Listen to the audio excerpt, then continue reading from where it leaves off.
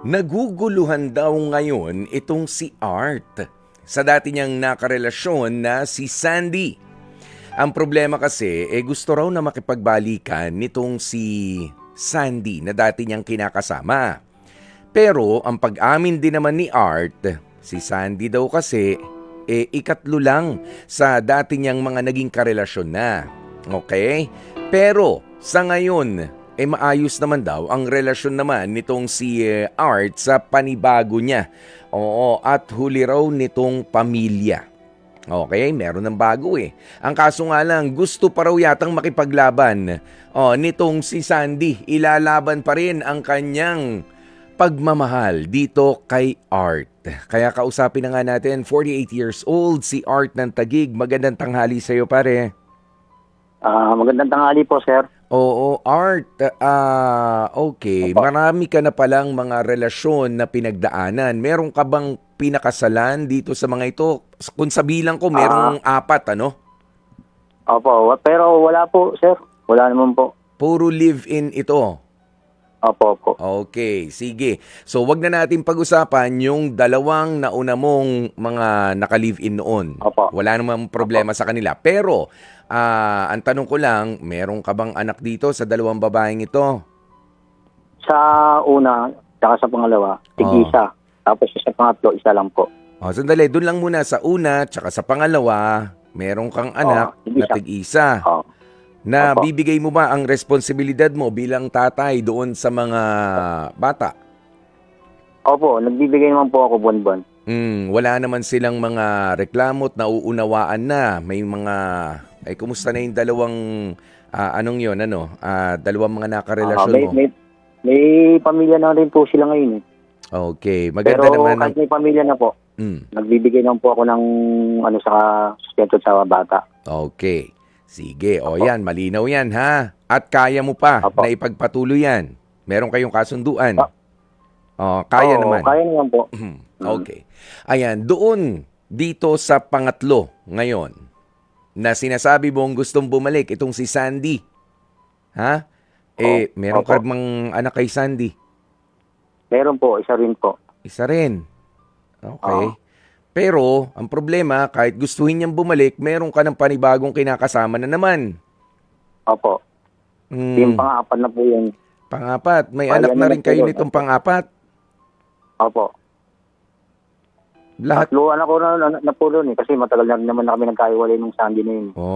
Okay. Sige, dyan na tayo. Pag-usapan natin itong gustong magbalik na si Sandy. Kailan kayo naghiwalay ni Sandy? Last 2 years pa po, sir. Hindi pa katagalan yon ha? 2 years. Opo. Sino ba nakipaghiwalay? Opo. Ikaw ba o siya? Ako na lang po, sir. Kasi ano rin eh. Masyadong silosa na ni sir eh. Bakit naman na... sige, go. Nahihirapan din ako kasi yung nalaman niya na meron akong una, dalawa, yun na talaga akong higpitan na talaga. Mhm. Kaya nahihirapan na rin po akong makisama sa kanya. Sabi ko sa kanya, kung kaiwalay kami, bibigyan ko na lang ng sustento yung bata. Ganun na po ginagawa ko sa kanya lagi nun. Mm. Kaya okay naman kami ngayon. Kaya lang, gusto niya po makipagbalikan siya. Kaya lang, mayroon na po akong ang apat na pinakasama. Pero okay na po ako ngayon doon sa isa. Okay naman po siya, mabait naman po siya lagi sa akin. Ayun, nawa naman niya ako. Actually, Art, okay naman talaga yung mga kasama mo nung una pa eh. 'Di ba? Nung una, okay din. Hanggang nung hindi naging okay, kaya nagkaroon ng pangalawa. Okay Hindi din yun kasi, nung may sir, pangalawa na eh. Kaso hindi na naman naging okay, nagkapangatlo. Mm. nagabol yung sir, sa lalaki. Puro puro babae mga anak ko. Mm. Parang yung nagkaroon ako ng anak dun sa pang-apat na lalaki. Nagkaroon ako ng anak na lalaki. Kaya yun, nagtuloy-tuloy na ako. Tapos lahat ng mga anak ko, binigyan ko na lang ng sustento para Teka. okay naman sila. Teka. Art, ibig sabihin, kapag ka babae ang ipinapanganak nung ka-live-in mo, inaayawan mo? Parang ganun sir, kasi gusto ko yung magkaroon ng apelyido yung magdala ng sir, yung pangalan ng anak, madadala ka. Pagka lalaki, di ba? Parang ganun. Nandoon na tayo, pero syempre, babae, lalaki, parehong tao, parehong mahalaga. Opo. Bakit Opo. naman Art, lumang kaisipan yung ganyan? Sino ba nagsabi Sa hindi, akin. sino nagturo sa iyo niyan? Oh, medyo Hindi naman po. sa Parang totoo ano lang lang. ha, Parang, Art oo. medyo pangit pakinggan. Na kapag ka Opo. Parang babae, ano lang. less important. Pero ang anak mo, Oo. 'di ba? Pero kapag kasi pamigay yan pa nga ang sinasabi ng iba, 'di ba? Ipapamigay Opo. dahil mag-iiba Oo. apelyido pag nag-asawa. Whereas kapag Opo. ka ikaw ay may anak na Lalaki. lalaki, dadalhin yung So, apelyido dali mo. yung apelido. Opo, opo. Parang Oo. ganun lang nangyari. Opo, ang Art, ganun po nangyari sa akin. Art, ikaw, hindi, sa totoo lang, ano bang meron ka sa buhay at na maipagmamalaki na kailangan ay meron tagapagmana ang apelyido mo? Ano naman po, sir. Kahit pa paano, meron naman akong may papamana sa kanila eh. Tapos may trabaho naman akong maayos-ayos naman, sir. Mm. Meron kang Kaya, legacy na maiiwan. opo. Opo, opo. Ganon. Paano yung mga anak mong babae? Meron na rin pong ano yun. Papartihan ko na rin po sila pagka talagang mawala man lang ako sa mundo. Pagbibigyan ko lang po sila ng parte kahit pa paano. Oh, hindi nga lang kasing laki ng maiiwan dun sa lalaki. Ganun ba yun? Gusto parang one-fourth na lang para lahat, meron na lang po lahat. Kasi anim po sila eh. Oh, 'di ba? Ang dami mong anak Isa-isa, pare. tapos tatlo. Oo, ang dami. Oh, ang daming anak. Okay, tapos Oo. iba-iba pa ang inuuwi. Magkakakilala ba 'yan yung mga bata? Hindi, hindi pa po sila pinagsasama-sama. Bala kong itong this year, Mm. sama-samahin ko para magkakilala naman na sila. Ayun, mas maganda maitira mo sila sa Opo. isang gated subdivision lahat. O kaya kayong pamilya lang ang nandun. Oo, na kayo magkakamag-anak magkakapatid kayo, 'di ba? Half brothers, Oo, half opo. sisters. Oh, ganun, Opo. bigyan mo ng tagi-isang bahay. 'Di ba? Opo, ganun po gagawin ko kahit maliit lang po. Basta hindi lang sila tumira sa mga nila, sa mga nanay, mga biyenang nila para magkaroon sila ng sarili. Yun Sige. ang gagawin ko rin po. Eto, okay. Balikan natin itong si Sandy. Bakit siya naghahabol ngayon? Kasi kaya nag-aabol kasi wala pong trabaho yung asawa niya. Oh, anong ginawa Kaya- niya sa asawa ba talaga yon o ka-live-in lang din? Palibin din siguro po kasi hindi ko naman nabalita na sila kinasal eh. Kasi ganito yan. Tapos na ang usapan kung siya ay napakasal na sa iba, talagang Oo. pwede mong sabihin na, hindi talaga pwede.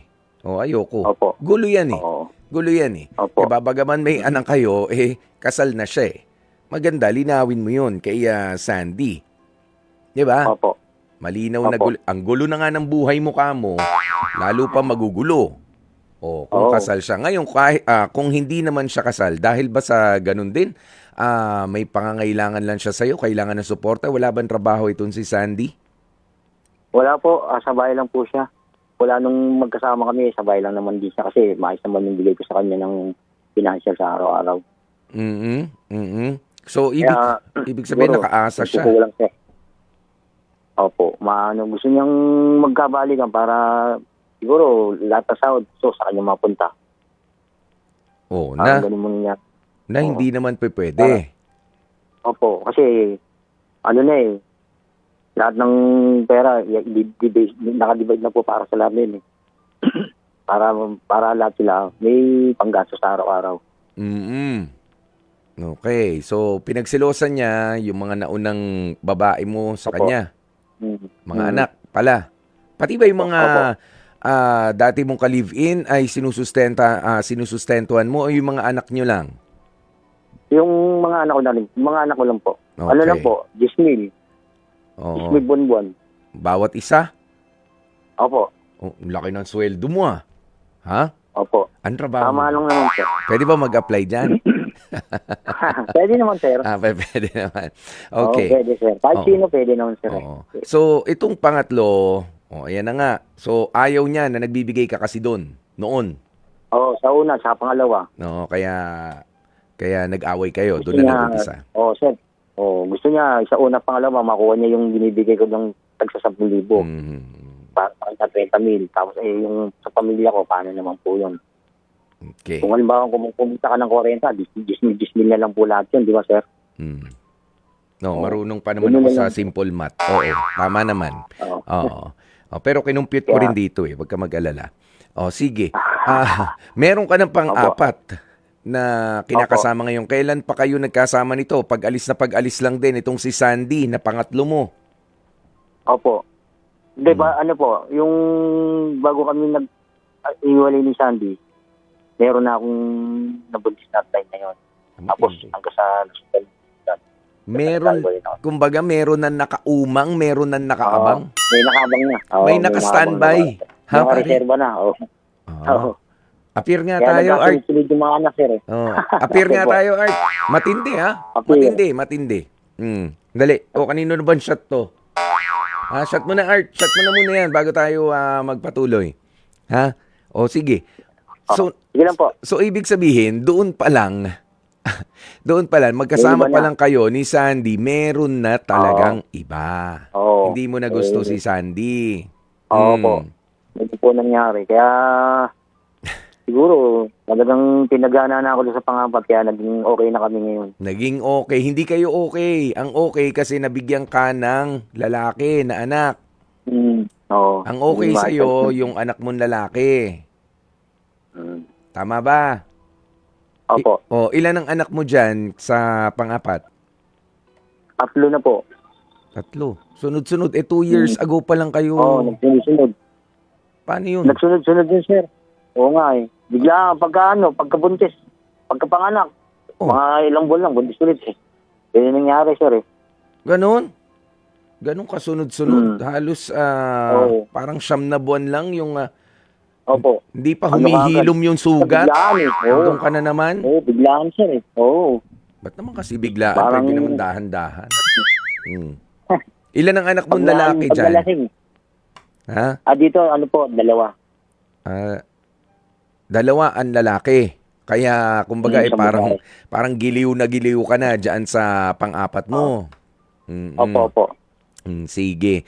Ayan, pero Art, ikaw naman ha. Ito ay nagiging totoo lang tayo para sa isa't isa. Unang-una, sige, sa pagbabalik nitong si Sandy, wala rin naman siyang hahabulin sa iyo eh. Pero, basta na ibibigay mo yung sustento para dun sa bata. Na ibibigay. Opo. Nagbibigay ko naman po. Yan ba ay may kasulatan? Wala naman po, sir. Kasi basta pagkano, nagbibigay lang po ako sa kanya lagi para wala lang sabi. Oo. Alam mo, kailangan... Yung 2 nga, sir, hindi nag-aabol eh. Oo. Pero ganito, Art. Nagtuloy lang po. Opo. Ganito. Kumbaga, baka pwedeng yan kasi ay kunwari na... Well, may mga spekulasyon lang naman yun, ano? Oo, na naiinggit at gusto makakuha kung dahil may nakukuha pa nga sa'yo, no? Pero mas maganda, yung mga ibinibigay mo na mga sustento doon sa mga anak mo, doon sa iba, 'di ba? Ay merong kasulatan. At mapapatunayan na tumutupad ka sa usapan ninyo nung nanay niya. Kasi mahirap yan. Mahirap din patunayan, sabi mo, wala kayong kasulatan. Pwede niyang ideklara na ikaw ay hindi nagsusustento, hindi mo ibinibigay ang dapat na makuha ng kinilala mo naman na anak sa kanya. So, bawat isa sa kanila mula doon sa una, sa pangalawa, sa pangatlo, palagyan mo lahat ng kasulatan na nagbibigay ka. Opo. Kailangan protektado kang legal. Pero, ito naman, ang gusto ko lang ulit-ulitin sa iyo, Art, ha? Na ang halaga ng bawat anak na ibinibigay sa atin, ha? Ng bawat bata, bawat tao, mapababae, mapalalaki, ay pantay-pantay. Dahil ako, sa totoo lang, Art, medyo nasaktan ako dun sa sinabi mo na, kasi babae yung anak ko eh. Naghahabol ako ng lalaki. Oo nga po. Diba? Sige, nandun na tayo. Gusto mo, may magdadala ng legasiya mo. Pero, alam mo, kahit ang Panginoon, diba, kahit ang Panginoon naman ay hindi tayo tinignan bilang ikaw lang si babae, ikaw lang si lalaki. Diba? Opo. Ganun ba yon? Opo. Ikaw ba mababa ang tingin mo sa nanay mo mismo kumpara sa tatay mo? Hindi naman po, sir. Oh. 'Di ba? Kanino ka lumalapit kapag ka pinanghihinaan ka ng loob? Sa tatay mo, sa nanay mo? Sa nanay po. Sa nanay, 'di ba? By nature. Opo. Oo, yung nurturing love ng mga nanay. Oh, mamemenos mo ba 'yon? Meron silang maibibigay mga babae, 'di ba, na hindi maibibigay nating mga tatay. Kahit ang mga anak ko, Opo. sasabihin ko sa iyo 'di ba? O, dalawa rin ang anak kong lalaki, isa yung babae. Ang takbo nila sa nanay, agad. Opo. 'Di ba? Ganoon 'yun. Opo. O kaya parehong mahalaga, huwag mong sasabihin na dahil lang ba sa apelyido. Marami ka naman sigurong kaapelyido, yun na lang. O, yun na lang gamitin mo. Opo. Opo. Tapos Salamat sa payo, sir. hindi, sabihan mo na lang rin yung mga anak mo, kung sakasakali maniniwala sila sa'yo dahil by law, eto by law, yung mga anak mong Opo. babae, dala yung apelyido mo ba ngayon? Opo. Kahit pa paano, kahit di kasal, yung apelido pa rin po ang dala nila ngayon. O, apelyido mo. O kung yun ang gusto mo Opo. Kasi pag kinasal sila, meron silang opsyon na hindi gamitin yung apelyido nung pakakasalan nila.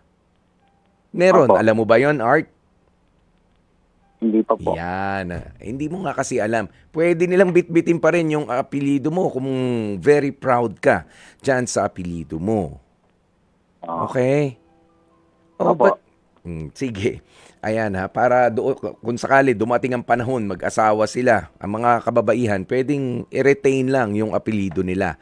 Though, ang marital status ay, yun nga, married na. Okay. Ang civil status Opo. pala. Ayan, civil status, married na. Sige na po. Ayun, Oo. Art.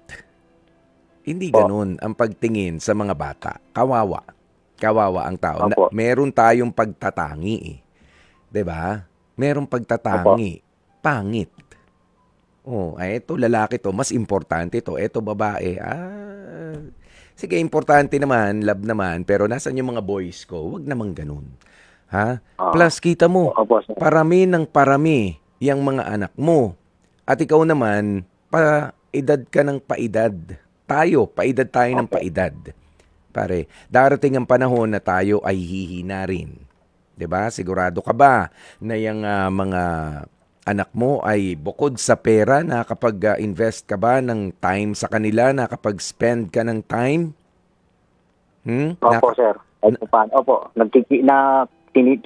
Dumadalaw-dalaw naman po ako sa bahay nila paminsan-minsan. Baka puro abot ka lang ng pera, ang akala lang nila sa'yo ay parang ano tawag mo dito, ATM machine na Opo. baka ganun Hindi lang ang naman po, pagkakakilala.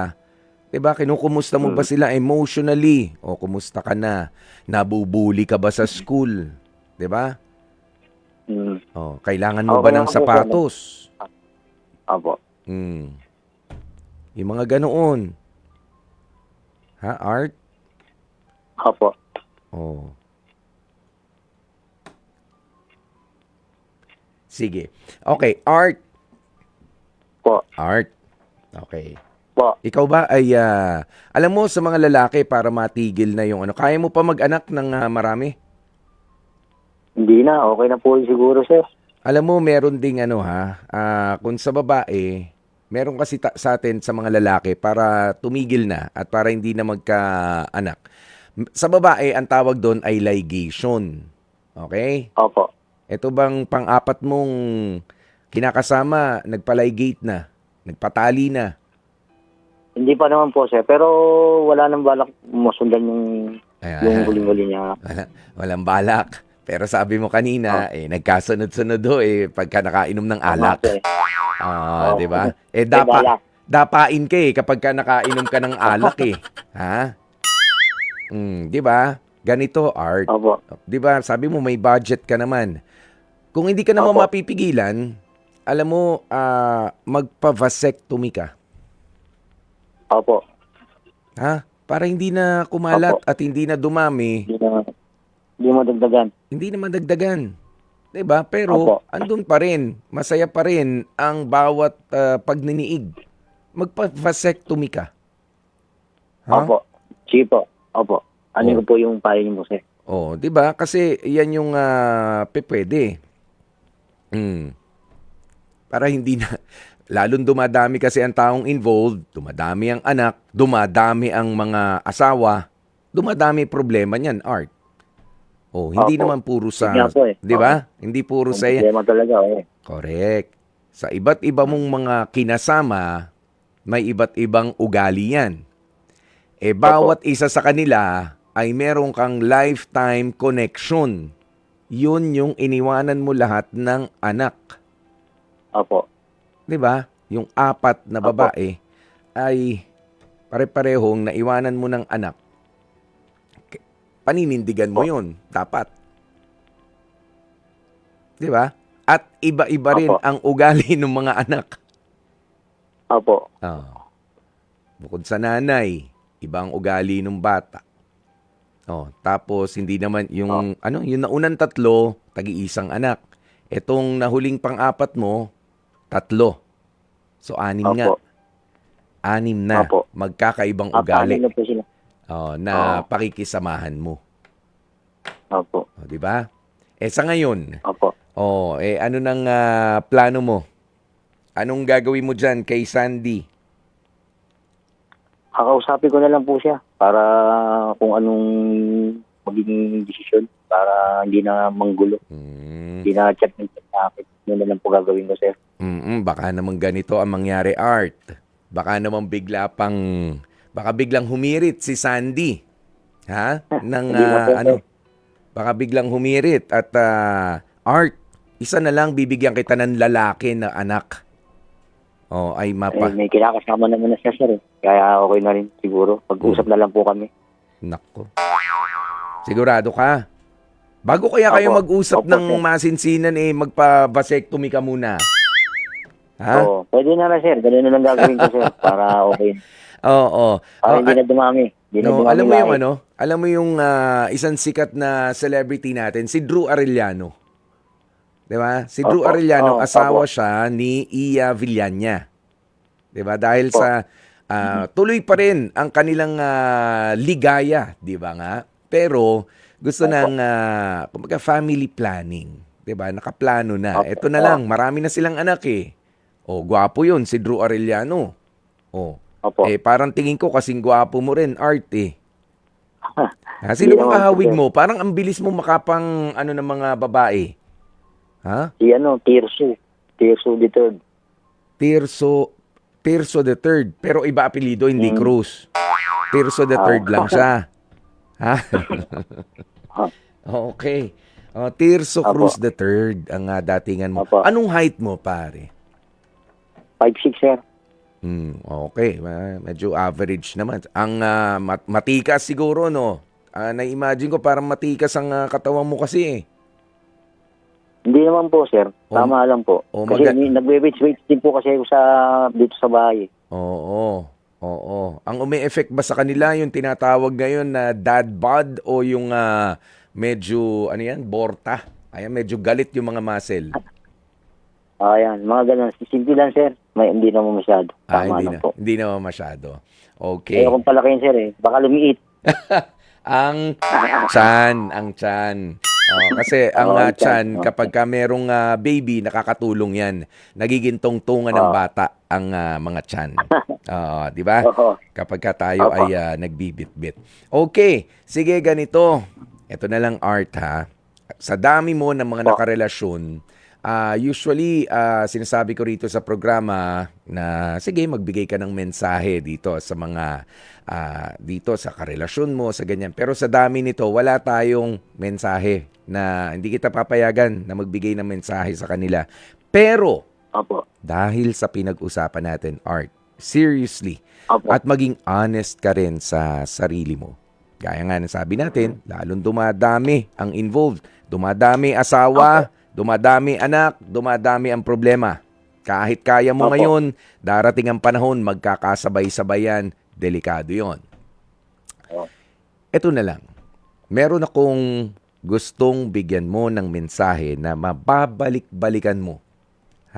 In the future, kung sakasakaling kakailanganin mo.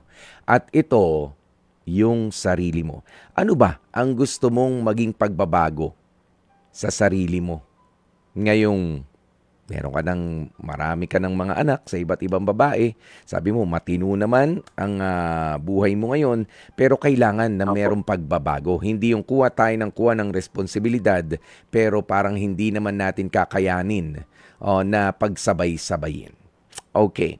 Art, ito na ang pagkakataon mo. Ano ang gusto mong sabihin sa sarili mo sa maraming pagkakamali na nagawa mo? Sa akin, ng pagkakamali kong nagawa sa buhay ko, sir, ang gagawin ko na lang na maging mapaayos ko lang talaga, mapalaki lang yung mga anak ko. Sila lang po sa akin. Para pagdating na araw, pag tumandaman ako, hindi nila ako masisi na pinabayaan ko po sila. Yun lang po sa akin, sir. Okay. Sa kanila yon, yun sa sarili mo. Opo. Ano ba Sa sarili dapat ko, sa tingin mo? Ang ano ko na lang po sa sarili ko, maging ano na lang po ako, honest na lang ako sa itong kinakasama ko. Yun lang po, para maging maayos po lahat ng pagsasama namin lahat. Pati sa mga bata. Yan. Pati yung pantay-pantay na pagtingin sa mga anak, ha? Mapababae, mapalalaki, Art. O, usapan lalaki yan, ha? Usapan natin yan. O, pantay yan. Thank you po, sir. Babae, lalaki, pantay. Pare-parehas natin silang mahal. Opo. Okay. Sige. Naku, maraming salamat sa iyo, Art. At Merry Christmas. Salamat po, sir. Merry Christmas din po. Merry Christmas sa inyo, no? Grabe. Matikas itong nakausap natin na si Art. Pero kita nyo, merong pagsisisi pa rin. Kahit na maraming ang mga babae na na-involve sa kanyang buhay, dumami ang mga anak, at merong mga maling pananaw na pinaniniwalaan, it's never too late to learn na mali pala yung pinaniniwalaan ko. Lalo na yung kaisipan para sa mga bumubuo po ng pamilya dyan na maghahabol ako. Kailangan merong lalaki, kailangan may magdadala ng apelyido. Ang importante, mga kapatid, mapababae, mapalalaki, ang gawin na biyaya sa inyo, ang ibigay na biyaya sa inyo bilang mga anak, ay turuan nyo ang mga batang ito na maging responsable, mapagmahal, at hindi mapang-abuso sa kapwa. In short, turuan nyo ang mga bata na maging mabuting tao. Dahil aanhin mo ang meron kang tagadala ng apelyido sa lalaking anak mo, napakabastos naman, napaka-irresponsable, walang hiya. Diba? Paano ang gagawin mo? Nasira lang yung apelyido mo. Kaya itama natin yung lumang kaisipan na ganyan. Tayo po ay mag-create ng mas magandang future, hindi lamang para sa atin, lalo na para sa ating mga anak. Itulak natin at tulungan sila na maging mabubuting tao. Mga kapatid, dito tayo sa totoo. Dito na tayo sa True FM. Mag-subscribe at mag-follow na sa social media accounts at True Network PH sa FB, Instagram, X na dating Twitter, YouTube, TikTok, and podcasts.